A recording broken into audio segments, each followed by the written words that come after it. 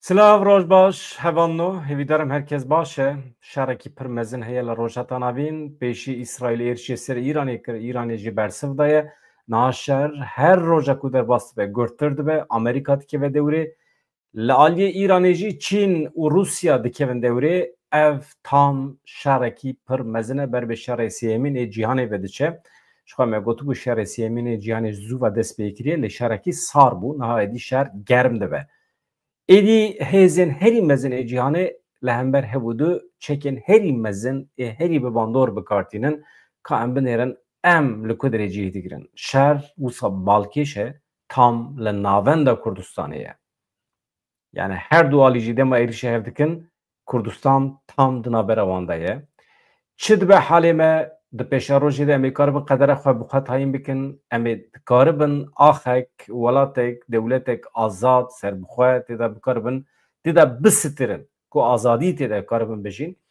Ev yek ji meselê me ye hevanno, eger hûn amade bin em hema bi çend gotina basa şerê İran û şerê İran û Iraqê dibêjim. Şerê İsraîl û İranê bikim. Tabii ev xuyangî wisa ye ama esas şer di navbera Çîn û Amerîkayê de ye. Şerê berjewendiyê ye. Şerê berjewendiyên aborî ye. Hî çi qas dikare zêdetir bandor li ser heremên cuda ên cîhanê bike. Enerjî, dewlemendî, kî dikare zêdetir cîhaneke, bazareke berfireh bi dest bixe ji bo ku malê xwe bifroşe, sibe roja xwe bixe garantiyê. Herkes li peyvê ye. Wisa yani hûn bawer dikin Amerîka azadiya milletên rojheta navîn bifikire, azadiya jinên li Îranê bifikire û li ber wan keve ji bo xatirê wan ev şer da be dest pê kirin, tiştekî wisa tune ye. Hemî berjewendî ne ji ber vê yekê niha daxuyaniya kejarê heye. Jinên Rojhilatê Kurdistanê didin diyar kirin ka ew ê di vî şerê de bikevin nava pozisyonekê çawa. Ez bawer dikim weke tecrübeya li Rojavayê Kurdistanê ew ê dîsa bikarbînin. Ew ê bikarbin bandor li jinên İranî bikin, jinên Belûcî, jinên cuda ên li her derê Îranê ku hewciya dawarî wan bi rêxistinbûnê heye. Bawer dikim ji bilî jinên Kurdan tu milletekî din, tu etnîkekî din nikare wisa jinan bixe nava tevgerê. Hêza veşartê ya jinan derxe pêş û ji bo şoreşê bikarbîne.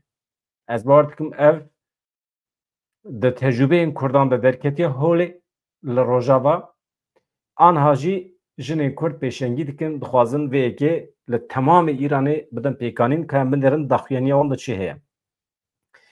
Wekî din di dawiyê de jê me behsa Selahedîn Demirtaş bikin. Em ê beyanata wî şîrovê bikin. Di van du rojên dawî de baw bahozekî pir mezin geriya li dora beyanat daxuyaniya dawî ya Selahedîn Demirtaş. Gelek însan bêwefa ne. Pir dijwarî êriş dikin. Çend gotinên min hene û ez li bendê me ku hûn jî pirsan bipirsin em bikaribin hinekî şîrovê bikin. Selahedîn Demirtaş çima hewce dibîne behsa Tirkiyebûnê bike. Dibêje madem kî paşnavê me Tirkiye em wisa mecbûrin tevgerin. Demirtaş xîtabê kî dike? Gelo xîtabê Kurdan dike yan xîtabê Tirkan dike? Xîtabê Tayyip Erdoğan yan jî civaka Tirkiye dike. Van tiştan dibê merû bide berhev wisa şîrovê bike. Merû rastiyê bibîne. Yani adresa vê daxuyaniyê ku derê ye? Kî ye? Nameya ku ji me re nehatiye çima bigirim ser xwe? Name ji me re nehatiye. Name ji civaka Tirkiye re çûye. Ji Tirkiye re çûye. Ew ji xwe re dibêjin em Tirkiyeyî ne. Ew dibêjin ka hûn jî qebûl bikin ku em Tirkiyeyî ne. Madem ki hûn dibêjin em Tirkiyeyî ne, kerem bikin. Li gorî şertên Tirkiyebûnê tevgerin. Ama hûn tev nagerin, ama hûn faşîzma xwe domînin, ama hûn însana digirin, hûn zulmê li Kurdan dikin. Dibêje Selahedîn Demirtaş bi gotinên cuda. Em ê werin ser meselê ama ji kerema xwe re qarşî Selahedîn Demirtaş nebin. Êriş nekin, wefadar tevgerin. İnsan heyfin, guneh ne. Rêberekî, serokekî wisa zû bi zû nagêje. Merû nikare însanekî ew xwesa rencîde bike, cûrde bike. Merû nikare ji nava gotinê wî hin gotinan ber bixe yê din jî ji nedîtê ve were û bi van gotinên wî ایکو تمام ترکیه حمز دکه بوان گوتنی وی مروی رش بکه پچوک بخینه به اعتبار وی بلیزه نکن مرو نکاره بکه یعنی دبه مساعده نکن انسان کیمی پر هجای دوان 30 سالین داویه ده یک جی کسیتین هری مزن به قیمت کو تفگیر سیاسی کرد آفران دیه در خستی هوله سلحدین دمیرتاشه ام مجبورن لی خودی درکبن چونکه او خودی المدرکت جبو ما 9 سال ده حبسی دایه بردل دایه دما کو داعشی دولت ترکیه و هر کسی ایرشه سر روجاوی کردستان کر کوبان البر کتنه بو سلحدین دمیرتاش به بانگی کی البته نتنه او گله کوالیوی گل راکر سرپیا باندورا خا نشانده و سدم زندانی بونا ویا 9 سال داویجی اوه و بانگاویه کو بو سدم رازگاربونا کوبانی اما راستی مجبورم ببینن یعنی شکرم اخورا هنکی دوی چارچه مرل انسانان بنیره هنکی وفادار به مرو انسان وسا بسا زوب زو رنجیده نه که مدیا جواکی وسا آنها خراب بیه کی بکیره کی چد بیجه کی چوا باندور لینسان که حقیقتا تبلهبون چه بیه هر تش تبله بیه با باهوزه که دیگره و مدیا جواکی ده و ایرشی هبودت کن پر حتی کی زانه ایکو ایرشی سرحدین نمیر تاشت که لکدره دکی جام مهشتی داشت پر رازایه هیلی نخواد داشت پر سر پونکا خود رازایه داشت پر ور داغفه وسا حسان سلحدین دمیرتاش جمع حمیان کرد پروره کرد پروردتره herkes به پراتیک خوا نشان داده هوام نو yani emin derek Selahaddin Demirtaş'ta az tüccara nıkarım ragırım ku insan hakaret lebikin ne hoşin em Selahaddin Demirtaş nastikin hevalivi kupere xabitine min jiyana xweda Selahaddin Demirtaş rubru neditiye ama mırıv ji tecrübe xwe tiştan derdixe beyanatê wî daxuyaniyê wî tekoşîna wî ya 20 salên dawî adına va tevgera siyasî ya Kurd de parêzvaniya mafê mirovan kiriye parêzer e em zanin mirov wisa bi gotinê wî çawa dikare bike bin erdê û derxeya heyfe em qîmetên xwe wisa zû zû rencîde nakin em destûr nadin jî qîmetê me werin rencîdekirin bi çend gotinên vikû vala nexweş e kî bixwaze entelektûelîzma xwe pêş bixe bila biçe kitabên cuda bixwîne bila here xwe pêş bixe ama bila navê dev navêje qîmetên me nexweş e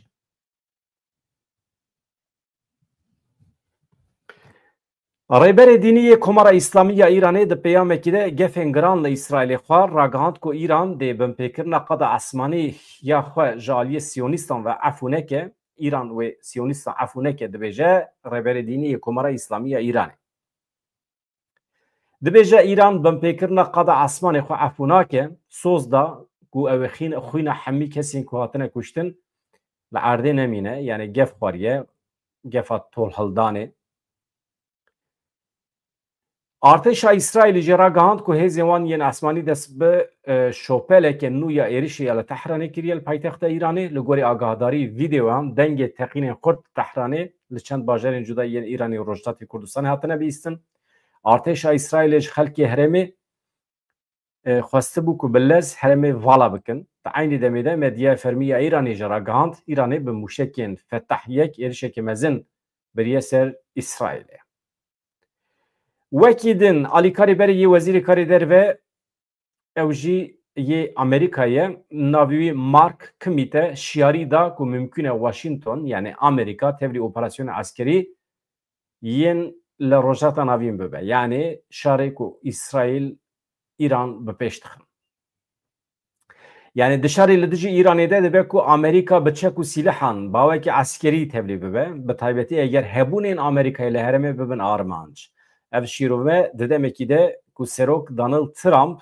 di van demên dawî de amaje bi wê yekê kiriye ku Amerîka bi wekê ciddî di fikre tevlî vî şarî bibe ama tiştekî din heye Putin jî dibêje aman aman bila Amerîka vî tiştî di serê xwe re derbas neke. Eger Amerîka bifikire ku bawekî germ, aktif bi çek û sîlehan tevlîgî şer bibe,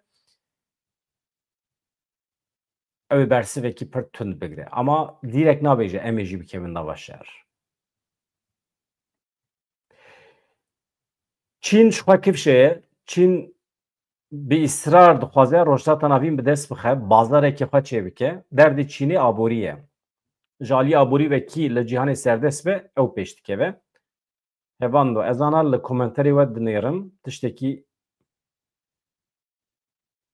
ez li peyamê we dinêrim ji kerema xwe re di çarçoveya hurmetê de çi pirsê we hene bikin ez amade me bersiv bidim bi qasî zanîn û tecrübeyên xwe.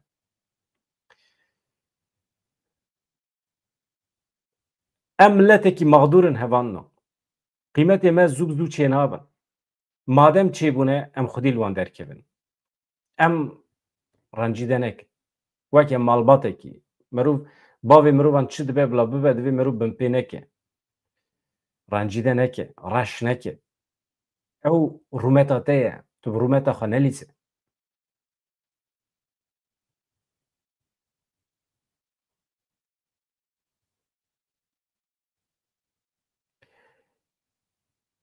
Baş e?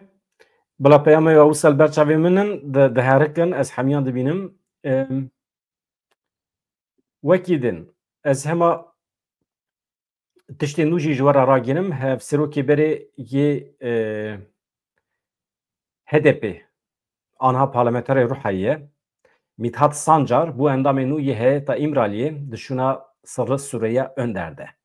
Çavdariyê ku heye di demeke nêz de biçe serdana Rêber Abdullah Öcalan ka em binêrin çi heye. Di van demên de wî de hin yani daxuyaniyên diyalogê yani diyaloga di navbera Heyeta İmralî û Öcalan de derdikevin tên weşandin.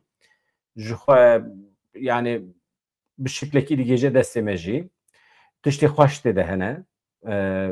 Yani eger yani destê min dabe ez wan daxuyanî hemî diyalogan parve dikim. Bila xelk zanibe. Tiştê ku cesaretê dide milletê Kurd heye. Behsa Kurd û Kurdistanê dike, behsa azadî û Kurdistanê dike. Yani ji we re vekirî bêjim gef û tehdîtên Öcalan yên li hember dewleta Tirkî jî tê de cihîtî giran. Yani dibêje Kurdistanekî müstakil, Kurdistanekî serbixwe jî mümkün e ama wê xwîn birije. Vana zû bi zû dev ji Kurdan bernadin. Di diyalogan de jî tiştê wisa dibêje. Yani hene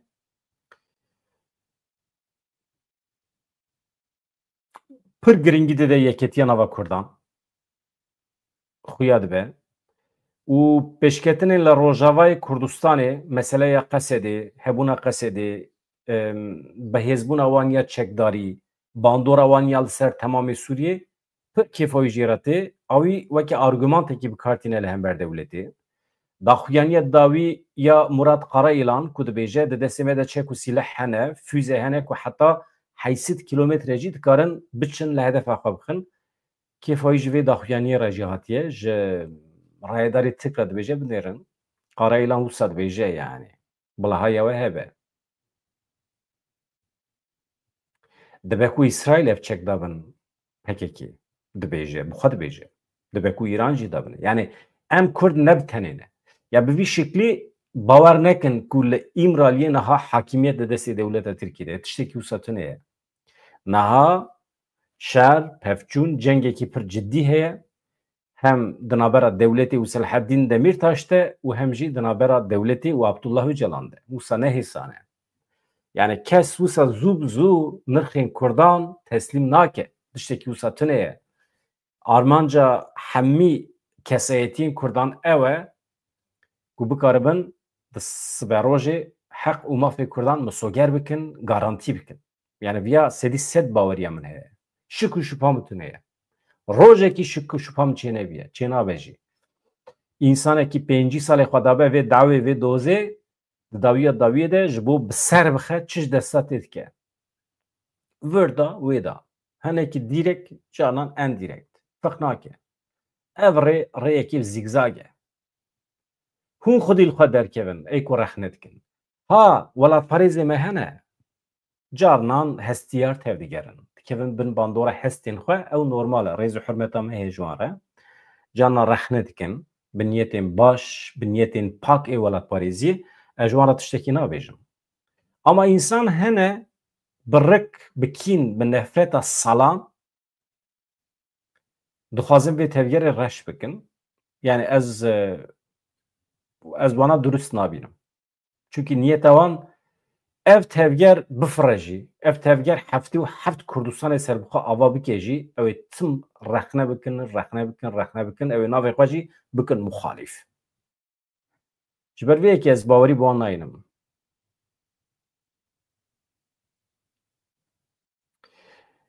Mesela Ömer Deniz yek gotinê te de hurmet tune ama ez te re bêjim mesela Öcalan wextê basa Rojavayê Kurdistanê dike pir bi hurmet bas dike û devken bas dike û dewlet wextê zorê lêke bibêje li Rojavayê Kurdistanê çek û sîleh bila werin danîn rastiyê dibêje. Dibêje ew dibin kontrola hêzên derve de ye. Mesela hevokek wî heye. Yani qesede bû 100,000 çekdar li wê derê. Bala dewletê dikişîne. Yani haya we bila hebe ku em pêş dikevin, em mezin dibin. Tiştê wisa. Wekî dên teqekî ez nûçe dijî bixwînim paşê em hinek basa Selhedîn Demirtaş bikin. Hevanno kejar bê jinan em nikarin qala sibe rojekê azad wekhev ji bo gelên Îranê bikin. Niyeta kejarê ew e, kejar hûzanin komeleya jinên azad a Rojhilatê Kurdistanê ye. Niyeta kejarê ew e ku bikaribe pêşengî bike ji hemû jinên li Îranê re. Jin guneh ne, jin ê Îranê bêxwedî ne, jinên Afganî jî hene li wê derê, Belûcî jî hene wê derê, jinên Ereb hene, ji netimeyên cuda, jinên Pers, Faris hene. Zimanê me weke heve, pir dişibe hev. Yani ew ne weke Tirkiye ne. Nijadperestî, şovinîzmekî pir ciddî li hember Kurda tune ye li wê derê. Eyalet heye bi navê Kurdistanê. Yani tamam heq û hukûqa Kurdan hê rûne niştiye li Îranê ama milletê Îranê bixwe wisa ne dijminekî şovinîst ê milletê Kurd e. Ne wisa ye. Ji ber vê pir hêsan e ku merov jinên Kurd karibin jinên Îranê îqna bikin û bi hev re hereket bikin. Ev rê heye. Ka ez daxuyaniya wan ji we re bixwînim paşê em çend gotina behsa Selhedîn bikin dîsa. Ez vê kopîkim. Yani ez bixwe taraftarım ku kejar bi jinên Îranê re hereket bike pir mühîm e. Yani merov tekoşîna mirovan meşru dibe, qada navnetî de berfireh dibe, nav û dengê mirovan çê dibe, yek jî heqete mirov dikêje armanca xwe ya ji bo tekoşîna mafên însan, mafên mirovan. Mesele bifikirin di cehennemekî de, di dojehekî de tu tenê azadî ama derdora te dişewit e. Mana wî tune ye. İranekî wisa divê çêbe ku tê de bi qasî Kurdan Faris jî, milletê din jî azad bin, hatta Azerî jî. Azerî niha qîmeta Kurdan nizane ji we re bêjim. Ama wê wext were Azerî wê heyranê Kurdan bin.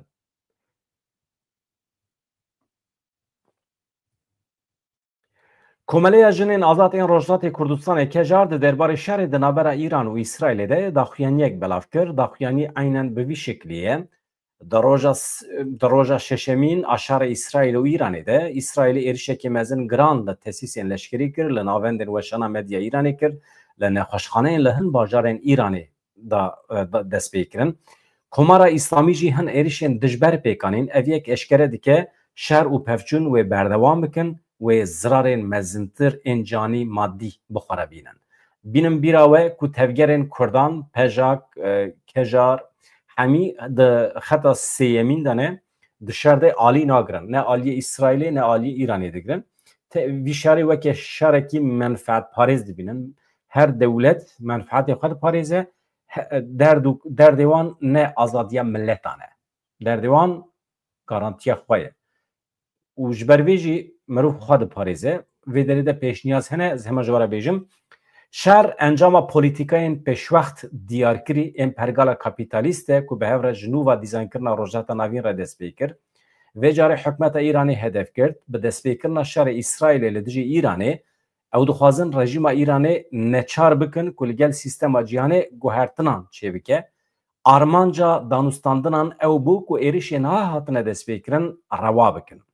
دنابرا شرین دولتان ده گلک جن زاروک تنه قتل کرن دبن قربانی شر اسرائیل و ایرانی نجدایه اوج به شکلیه دوی نیجبیر کرن کمارا اسلامی به سالانه به سپاندنا پولیتیکای داروی کرنه کمارا اسلامی به قتل کرنا جنان به زیده کرنا فقیریه به بیکاریه لدجی جواکی شهر دکش خواه به تایبتی هم دکارن ببیجن که دنابرا رژیم کمارا اسلامی و جواکی ده به تایبتی دناوا جنان ده والهیه که مزین چه بیه دوان شرط و مرجان ده اولهی کورتر بیه بگمان افشار نشرکیش بو آزادی جواکیه به تایبتی جی نش بو آزادی جنانه تو دخوازین جواکی تو دخوازین جنان در روژه و اسرائیل و ایران ده تو نیه به کارانینا درشمه جن جیان آزادی یا جالی نتانیاهو و او بحثا نتانیاهو نا که از بیجم قد نکاره ببه مزگینی آزادیه به تایبتی جبو جنان اف نابه مزگینی تو بالداریه که نادن تکوشین آرا سقینیا جنان دوی وره زانین که جن جیان آزادی نه درشمه که جبو تشویق کرن و کشاندن آرای گشتی یا ایرانی به تایبتی جنانه اف ازمونا جیان جن و میران یا جبو پرستنا ناسنامه و هبونه خواه بر روحکی فدایی کلان و گوهرتنا تکوشینه جن جیان آزادی هات بکرانی جالی نتانیاهو و هندک مهوانو پیشنیاز هەیە ji bo bi destxistina azadiya civakê azadiya jinê kejar hîn bêtir giringî dide rêxistinkirin'a civakê teqez dike ku bêguman di nava tekoşîna desthilatdariyê ya pergala baviksalar de tu hêviyekî ji bo azadiyê û wekeviyê tune ye ji ber vê yekê em bang li hemû gelan û beşên civakê dikin bi awayekê yekgirtî pêşengiyekê mezintir Komitê xwe saz bikin, saziyên girseyî li qada siyasîya Îranê ava bikin. Em bang li hemû jinan dikin, yên ku di nava partî û rêxistinên azadîxwaz de cih digirin. Hemî jinên Îranê em bang li her kesî dikin ku werin komê serhev bibin. Li ser vê bingehê ji bilî partiyên li Kurdistanê û Îranê, rêxistinên girseyî yên li Îranê bi giştî gavekî bingehînin ber bi avakirina demokrasiyê ve. ji ber ku bê jinan em nikarin qala siberojeke azad bikin. Bê jinan em nikarin civakeke wekhev li Îranê ava bikin. Hebûna jinan anava vê meselê pir muhîm e. Ez bawer dikim rêyekê rast e jî mirov tenê nikare jinên Kurd tenê nikarin bibêjin azadiya jina Kurd û xilas. Ji xwe tekoşîna azadiya jinê gerdûnî ye. Yani cinsa jinê wextê ku tekoşîn de dest pê kirin nikare bibêje jina Kurd, jina Afgan û jina Ereb herkes ji bo xwe newsa ye. Weke xwezaparêzî ye. Xweza li derekî zerar bibîne tu dikarî bibêjî ev xweza min e ev jî ne xweza min e ev xweza cîranê min e bila bişewte tiştekî wisa tune ye. Xwezaparêzî ye. Ekolojî evrensel e, universel e, gerdûnî ye. Parasına mafê mirovan jî bi vî şeklî ye. Parasına demokrasî jî bi vî şeklî ye. Yani demokrasî xwazî ji bo min tenê nabe. Hevan Selahattin Demirtaş dibêje madem ki paşnavê me Tirkiyeyê divê em wisa tevger. Şîret li Tirkiye dike. Şert datîne pêşa Tirkiye. Ev jî bi şeklekî gef e. Tehdît e li Tirkiye. Yani eger hûn li gorî şertên Tirkiye bûnê tev negerin Selahattin Demirtaş xwe nabêje paşnavê min Tirkiyeyê. Derew e hûn îftira li Selahattin Demirtaş dikin. Ji xwe demekî din ew were di medya civakî de em hêvî dikin ew ê derkeve derve jî. Selahattin Demirtaş wê derkeve derva wê bersiv bide. Bi daxuyaniyê xwe yên zîrek bi wî usluba xwe ya îq naker ew ê bersiv bide we hemiyan. Yani ew ji Tirkiye re dibêje. Binêrin Selaheddin Demirtaş xîtabê civaka Kurd û Kurdistanê nake. Xîtabê Tirkiye dike. Ji xwe erka wî ya polîtîk jî di nava siyasetê de jî erkekî Selaheddin Demirtaş tune ku xîtabê temamê Kurdên li her derê cîhanê bike. Ew rola Öcalan e. Rola Selaheddin Demirtaş ku wezîfeya ku tevyera siyasî Kurd de Selaheddin Demirtaş misyona wî Kurdên Bakurê Kurdistanê ye. Mesela du jî fikrîm ya Selaheddin Demirtaş xetayekî matematikî dike. Çawa mümkün e bibêje ji Edirne heta Heqarî 86 milyon kes divê em bibin yek deng û li hember tehdîtên derve em xwe biparêzin dibêje. Wisa dibêje. Ya serê xwe de difikirim Selaheddin Demirtaş eger xîtabê Kurda bike divê bibêje 40 milyon Kurd. Em 40 milyon Kurd divê xwe biparêzin li hember tehdîtên derve. Eger xîtabê Kurd û Tirkan bike milletên Tirkiyeyî ên nava sînorên îroyê Tirkiyeyê de 86 milyon be de 20 milyon jî Kurdên derve hebe dîsa tere 110-120 milyon Kurd. Gere bigota em weke Kurd û Tirk 115 milyon 120 milyon însan em bibin yek xwe biparêzin li hember tehdîtên derve. Divê ya bu wisa bigota. Ama em dibînin dibêje ji Edirne heta Heqarî em xwe biparêzin li hember tehdîtên derve weke 86 milyon însan. Divê de xuya ye Kurdên Başûrê Kurdistanê, Rojavayê Kurdistanê, Kurdên Rojhilatê Kurdistanê dervê vê bangê ne. Yani xîtabê Kurdan nake. Xîtabê Tirkiye dike. Selaheddin Demirtaş bixwaze dikare xîtabê hemî Kurdan jî bike. Ama nake. Çünkü niha di vê pêvajoyê de pêvajo hinekî giran biye, hinek sekîn ye, dewleta Tirkiye gav navêje, PKK fesakirina xwe jî beyan kir, agirbest îlan kir û hazir e çek jî dayîne ama dewleta Tirkiye gav navêje li pê provokasyonan e, li pê hin encaman e. Li pê encama vî şerrî mezin ê İsraîl û Îranê ye.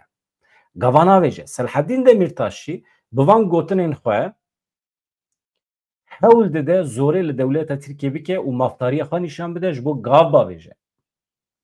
Dewleta Tirkiye gav bavêje ji bo me baş e. Ev sê çar mehin eger tehdîtên dewleta Tirkiye, dewleta faşîst qirker a li ser Rojavayê Kurdistanê sekînî be bi xêra vê pêvajoyê ye. Ya em sibê hetayê verê dicerifîn ha îro ha sibê ew ê êriş bikin. Girên jî rojekî de milyarekî dolar zerar dan Rojavayê Kurdistanê. Di sala borî di Oktoberê de, 1 Oktoberê de. Me em ji bîr dikin. Her derê xistin. Binesazî nehîştin. Av, depo, benzîn, genim, ava me qirêj kirin. Sê çar mehe êriştine baş e. Encama diplomasiya Kurdan e. Hûn çi ji me dixwazin ya? Yani hûn dixwazin em weke ciwanan rabin slogan bavêjin bibêjin bijî Kurdistan, bijî Kurdistan û ew jî ser serê me xin. Me kir 100 sal em vê dikin. Yani em nikarin li gorî xwe diplomasiyekî çêkin. Em nikarin li gorî xwe diyalogekî pêş bixin. Çi ji me dixwazin ya? Hakikaten ya. Ya kesî xwe nefrotiye, kesî we jî nefrotiye ya. Hûn netirsin ya. Ji xwe em pir pere jî nakin werin firotin ya. Çikê me heye? Dewleta me heye? Mal û milkê me heye? Em bixwe em kîjan zanyarin em werin firotin? Te çi keşif kiriye vê dünyayê da ku tu bi qîmetî ku em jî te bifroşin yani. Tu nayfirotin, pere nakî. Ji xwe rehet bin ya. Hinek baqil bin. Hinek hurmetkar bin. Bi gotinan nameşe evîş. Bi gotinan be Selaheddin Demirtaş 1000 qatê we zane gotinan bibêje. Zane hemasetê bike. Zane slogan jî bavêje. Zane edebiyatê jî bike. Selaheddin Demirtaş insanekî hunermend e. Ji edebiyatê, wêjê, ji zimanê estetik fehm dike, ji îqnakirinê fehm dike. Hunera wî ye, karî wî ye. Tiştek ku hûn dikarin bikin hinekî bedeng bin, hurmet bikin. Ka ev camêr çi dibêje? Ha, rehet bin xîtabê me nake. Çima? Çünkü xîtabê 86 milyon însanê dike. Yani hitabı Kurdin derve Türkiye nake. Şbervi negrin serxwe. Negrin serxwe. Ştırkara dibêje ya madem başına hûn dibêjin zare ve ya vır ve ya rora ve ya hûn dibêjin başına ve me Türkiye'ye ve ya ştırkara dibêje. Ve demê arkadaş pêwîstiyên vê Tirkiye bunê bînin cih wextê tu neynî cih ez ê bibêjim paşna ve min jî Sulala min jî Koka min jî Kurd û Kurdistanî ye û cehnema we kiriye hûn ji Asya hatine bicehnimin biçin wê derê. Zaneviya jî bêje. Ama ew bibêje jî eger pêvajo neçe serî. Eger devleta Tirkiye xıyanetê dîsa li Kurda bike, binêrin xıyanetê ku devleta Tirkiye li Kurdan bike, naşibe xıyaneta 100 sal berê. Naşibe ya lozanê. Eger xıyanet anha li Kurdan bibe, Kurd ve mala Tirkiye xirab bikin. Ve serû bin bikin. Çima?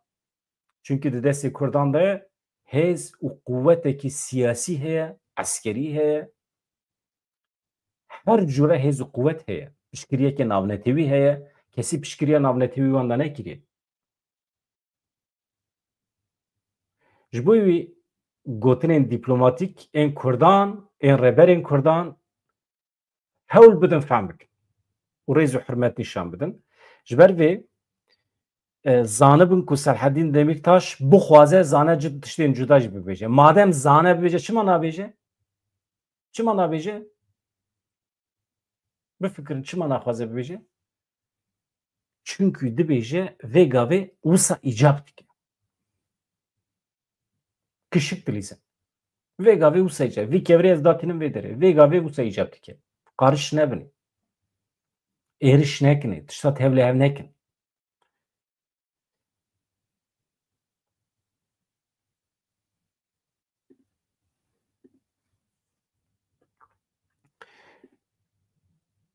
Nizanim yani hûn jî şîrove bikin. Hûn jî tişta bibêjin.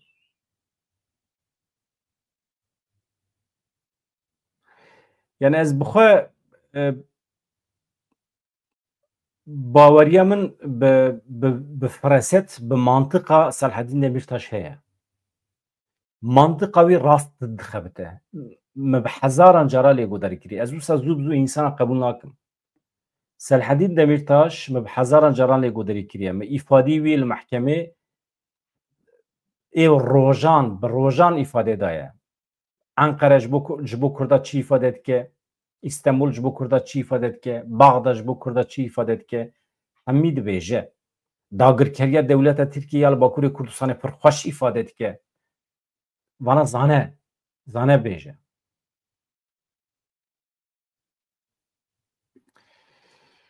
Ferez halkı em fehm nakin çima em destê xwe nadin İsraîlê em fehm nakin ya.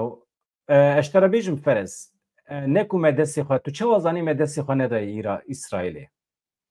Niha divan şeran de xeteriya herî mezin ew e ku merov alî bigire. Te wextê aliyê xwe beyan kir tu mehkumê têkçûnî eger aliyê te têk biçe. Mesela te wextê aliyê İsraîlê girt di İsraîlê de mesela Çîn, Rusya û İran bibin yek eger li herêmê İsraîl zirar bibîne mala te xirab. Hele tu li İranî bî Helepçe na heft Helepçe çêdibin. Mirovê rastiyê zanibe. Ji ber vê yekê tu çi dikî dostaniya xwe ya bi İsraîlê xirab nakî ama tu dibêjî na arkadaş İsraîl ey İsraîl kusurê nenêre ez mecburim ji bo parastina milletê xwe heta sêyem biparêzim. Mesela li Rojavayê Kurdistanê Kurdan ev siyaset şopand û bi ser ket. Ne bûn muxalifên Esad ne jî bûn Esadçî. Bûn heta sêyem. Ne jî bûn alîgirên Tirkiye. Wisa ye.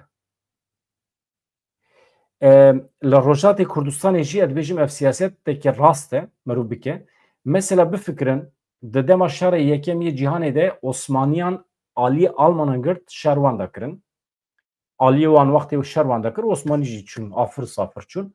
Şerê duyem yê cîhanê de Tirkiye meyla xwe eşkere nekir. Mesela bê alîma di şer de zirar pir nedît. Tamam? Sala 40-45 de Tirkiye di şerê duyem yê cîhanê de aliyê xwe pir eşkere nekir. Alman têk çûn Türkiye tek neçû çünkü Türkiye awekî eşkere pişkirîne da faşîzmê. Ha, hevdîtinê wan hebûn erê nameyên ku ji hev re dişandin belkî ji binî ve wisa alîgiriya faşîzmê dikir Atatürk. Mümkün e. Çünkü Hitler Atatürk weke mamosteyê xwe dibîne li mesela faşîzmê de. Tiştekî ne veşartiye. Ama merov mesela di şerê İran û Iraqê de Kurdên başûr aliyê Îranê girtin. Çi bû? Encamê de Helepçe derket. Ma Helepçe çawa çêbû? Helepçe tolhildanekî bû. Kurd ceza kirin. Ji ber vê hevan de wisa zû bi zû westa nerhete. Yani ez evê me, ez alîgirê heta sêyemîn. Kemal Beştaş gelek insanê bêrêz hene vê derê êwala em çi bikin? Yani ez rica min ji hemî hevalan ew e zimanekî hurmetkar bikarbînin. Wefadar bin, wefadar. Yani bifikirin însan ji bo we heyeta xwe didin, jiyana xwe didin, dikevin hepsa. Hinekî wefa. Hûn zanîn çi ye? Ziman ya tiştekî mezin jî ji we nayxwestin. Yani kes ji we re nabêje biçin şer jî bikin. Ji we tê xwestin ku hinekî hurmetkar bin. Ka li bendê bin va însanana ka çi bikin?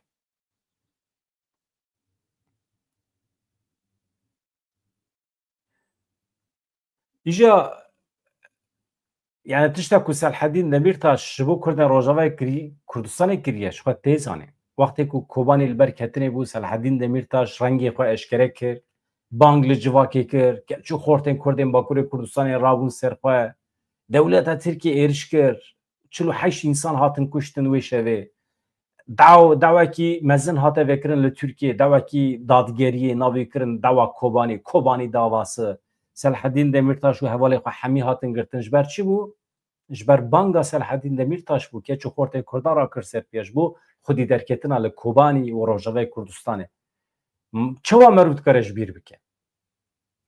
Sebebê ku Selhedîn Demirtaş neh salin girtiye ji jin û zarê xwe cuda ye ew her du keçî wî mezin bûn bê bav li ber çavê me.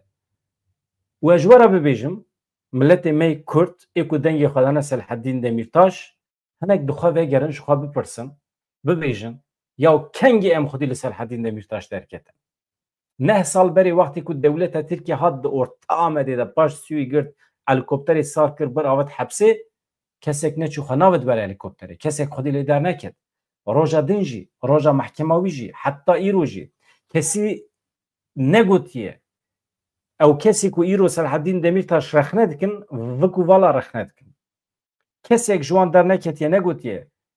Ya Selhedîn Demirtaş berdevkê min e, qasidê min e, ê ku dengê xwe daye wî ezim, ê ku jê re gotiye tu berdevkê min î, tu nûnerê min î, li ser navê min, li ser navê milletê Kurd, tu çi bibêjî ew e û îro tu hatî girtin sûçê te ez par vedikim. Ji dewletê re dikarû bigota. Selhedîn Demirtaş bi axaftina xwe çi sûç kiriye ew gotinê min in. Ez jî pê re par vedikim. Min jî bavêjin zîndanê. Sûçê Selhedîn Demirtaş tune ye, dizî nekiriye, gendelî nekiriye, malê kesî nediziye. Tenê gotin gotiye. Ew gotinê ku gotiniye jî ji bo parastina min e. Min jê re gotiye bibêje. Weke milletê Kurd me jê re gotiye Selhedîn here viya bibêje. Wî jî gotiye û hatiye girtin em xwedî lê derneketine. Îjar wextê ku em xwedî lê derneketine çi heqê me heye îro em radibin van gotinê wî ê ku xîtabê Tirkiye dike rexne dikin. Gotin xîtabê me nake, xîtabê Tirkiye dike. Ji bo wî dikare bibêje tonkî tişt dibêje. Yani heyfa vê daxuyaniyê ye ket bin siya wan du gotinan.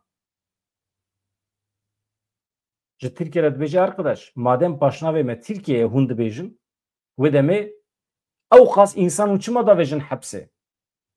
Qayyûm û çima tayin dikin şaredariyan? Van şaredariyan ka hemiya berdin. Siyasetekî legal pêşî lê vekin. Demokrasiyê pêk bînin. Hadê. Zorê li Tirkiye dike. Tonkî gotinê xweş dide hene. Baş e. dibêje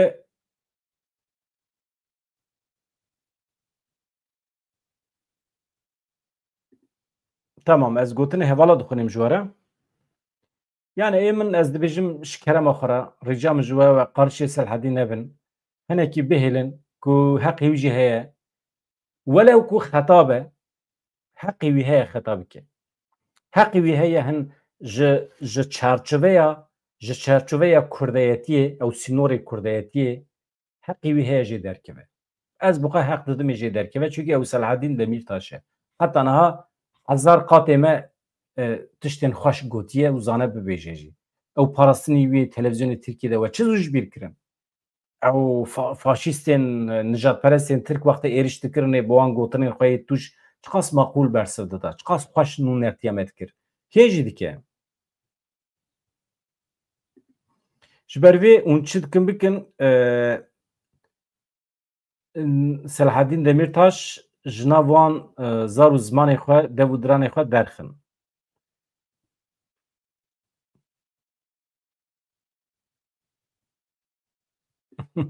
Hasan Atalan işte tişek bêjim milletê Kurd xwedî li Selhedîn Demirtaş derneket ama ev nayê manê ku milletekî bêqîmet e. Milletê Kurd milletê herî biqîmet ê rojheta navîn e, milletekî maqûl e, milletekî hêja ye, mîvanperwer e, tu îro biçî Kurdistanê tu li deriyê kîxî te digire mala xwe de hewîne. Milletê Kurd hin aliyê milletê Kurd hene em rexne dikin 100,000 qorîcî derketin parastina dewletê kirin ew em rexne dikin ama milletê Kurd esîlzade ye biqîmet e. Em gotina me ji milletê Kurd re tune ye. Yani ez ji we re bêjim ên ku çûn êrişê Efrînê kirin Kurd ji wê derê derxistin bi xwe ew derdagir kirin ew bêqîmetin ama milletê biqîmet jî hat sürgûn kirin. Milletê bêqîmet tune ya merû wisa nikare şîrove bike. Sîstem heye, rejîm hene, otorîte hene ew bêqîmetin, ew zalimin. Esas mesela anha hûn li Tirkiye binêrin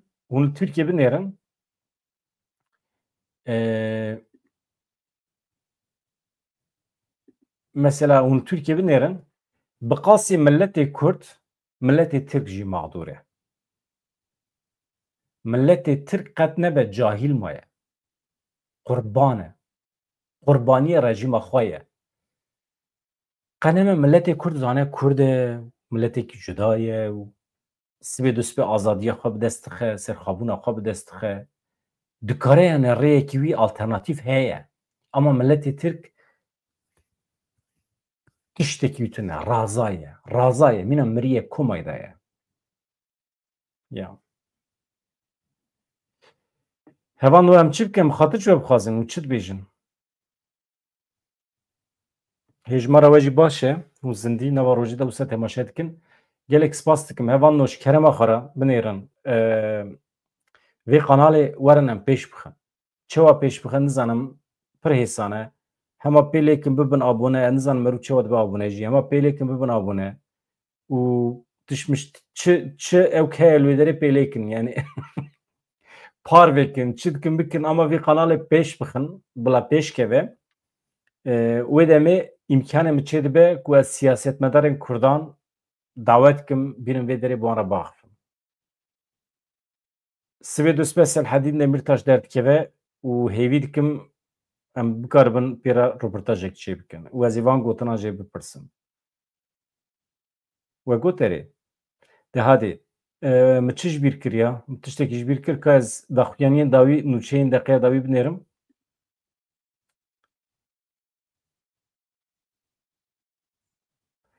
Yani qarşê Selhedîn nebin. Ez wî ji we re bêjim. Kurmancî çi dibêjin qarîş nebin? Cem me li Serhedê dibêjin qarîş nebe. Hedî Cem Kurmancî de mirov çi dibêje gelo? Ka binivîsînin. Hûn li Cem xwe li memleketê xwe hûn çi dibêjin? قارشê Selhedîn Demirtaş nebin. Mixwast ez manşeta wî wisa bavêjim ama nebû. Qariş ji ber ku ne Kurdî ye.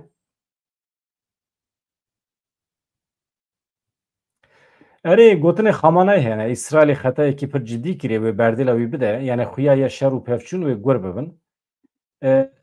Hevan min ji we re bas kiribû çend roj berê du hefte berê min ji we re gotibû dewleta Tirkiye ji bo civaka xwe ya şovenîst nijadperest a Tirkiye îqna bike di vê mesela pêvajiyê de pêdiviya vê dewletê bi dîmenekî heye dîmenekî teslimiyetê yani gerîla rev bi rev ji wan şikeftan derkeve destê xwe bide ser serê xwe silahê xwe teslîm ke dewleta Tirkiye vê dîmenê dixwaze civakî belav ke bibêje ez bi ser ketim. Ev dîmen wê çê nebin. Mesela ji hava dest pê kirine dibêjin Tayyip Erdogan bi rêbertiya Tayyip Erdogan rêxistina herî mezin a Kurdan ku PKK tu car têk netçû têk bir. Tayyip Erdogan têk bir. Mesela bana gotinên provokatîf in. Halbuki ew dewleta Tirkiye ku heta niha tim Kurd înkar dikirin cara yekemîn PKK ew anîn danîn ser masê got tu mecbûrî mîna kerawerî ser masê û me ra li hev bikî ya erê ya na. Me ra bibêjî erê em bi hev re bijîn mîna însanan erê. Eger tu me ra najî cehenema te kiriye em ji xwe re tu ji xwe re.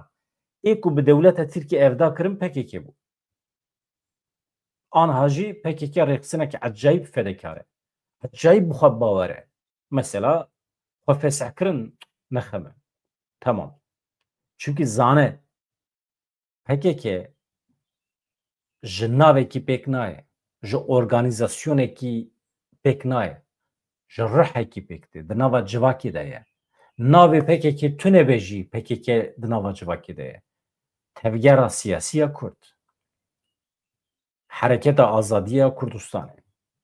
Nemîyim. Ya bi xwe bawer e, bi we bawer e ya rastî jî. Ji ber vê yekî ev rih di nava millet de ye. Ê ku ê ku dewleta Tirkiye mecbûr kir anî ser masê, anî dora masê û anî bernîgê Kurda PKK ye. Ji ber vê yekê di şûna rexnekirinê de fêr bibin van însanan pîroz bikin. İnsanên herî bi qîmet ê civaka Kurd û Kurdistanê PKK'yî ne. Ez ji we re bêjim. Em ez ji bo xwe jî dibêjim. Yani pir zehmet e mirov zarokê xwe cî de bihêle biçe ji bo milletekî şer bike û xwe bide kuştin. Ama van însanan kir. Heta dawî em minnetdarî wan bin divê. Ya spas bikin ya. Qet nebe mirov spas bike ya.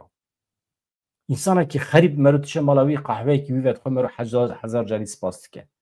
Ama ev însan qehwekî nadin te ya. Ya canê xwe didin te ya. Rihê xwe didin te ya. Ya ew tuyê ku sibê hetayê verê rexne dikî tu wan însana rencîde dikî ew însanê genç, ciwan û siberojekî pir mezin li pêşiya wan bû hemî feda dikin ji bo te ya. Hinek şerm lazim e, heya lazim e ji însana re. Heqete me wefadar be. Heta dawiya jiyana xwe mirov wefadar be ya. Ya pir zor e yani. Pir zor e mirov hurmet nîşanê van însanê fedekar bide. Tiştek ji te nayxwestin ya keş te re negotî here şer. Ez vêya ji samîmiyeta dilê xwe dibêjim. Mesela hinek însan henin dibêjin ya çawa çê dibe ew xwast xeta tê kirin, daxuyaniyên cuda tên dayîn, çawa rojnamevanên me mesela ê mîna min çawa hêjî wisa hurmet dikarin nîşan bidin. Ê ku van pirsa ji xwe dipirsin fehm nekirine. Em ne mehkeme ne. Mesela heqê me tune em tevgera siyasî ya pêncî salan ya milletê Kurd mehkeme bikin. Pir bûyer çêbûne di pêncî sala de. Kuştin, mirin, qatliyam, gundvalakirin, şewitandin, heval hevalê hev kuştine.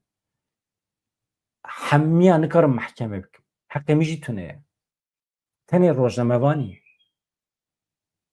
Bi gotinekî mirov رابردویا 5 سالان یا تکوشینکی یا ریخستنکی مرون کاره محکوم و یا جی محکمه بکن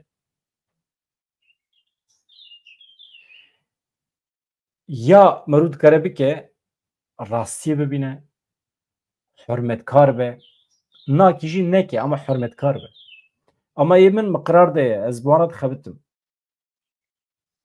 از بوی تغییر آزادی را قنبت بشی چاپمنی ده از ملت خو آگادار بکم وکه بشی کیج چاپمنی آزاد از هول بدم ملت خو راست آگادار بکم مثلا همی ایرو تشتی کو مجوره گوتنه همی جدل منته جه وجدان منته جه محاسبه من شخصی درد کنه وی دنیای ده تجاره کی بنرن اجوره تشتی کی بیشم زکه هوالین من زانن هوالین کود سازگین تفگری ده مرا خبتین زانن از نبیجم 30 سال چند ساله 28 ساله از د چاپمنیا تفگر آزادیا کرد خبتم 28 ساله یک روزه کی نه هوالک نه ریوبریک زور لمن نکرنه که وسا ببیجه دائما گوتنه هوال بدران باوریه ما به محاسبات شخصی هیا باوریه ما به وجدانت هیا تو چی ببیجی راسته تو چی ببیجی او ما تمثیل دیگه پروبلم تنه من پروبلم ندیتیه مثلا من زخته کی ندیتیه که مجبور موسا ببیجم نه جارنان جبو پیواجو خراب نبه هن جارگون هنه دوی مروف بکار نینه مثلا آنها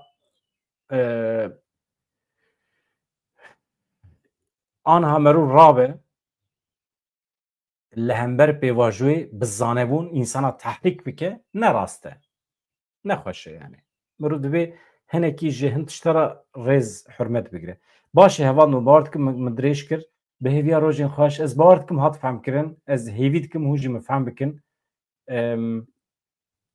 و جهورا ریزو حرمت بگیرن دم باش سلاف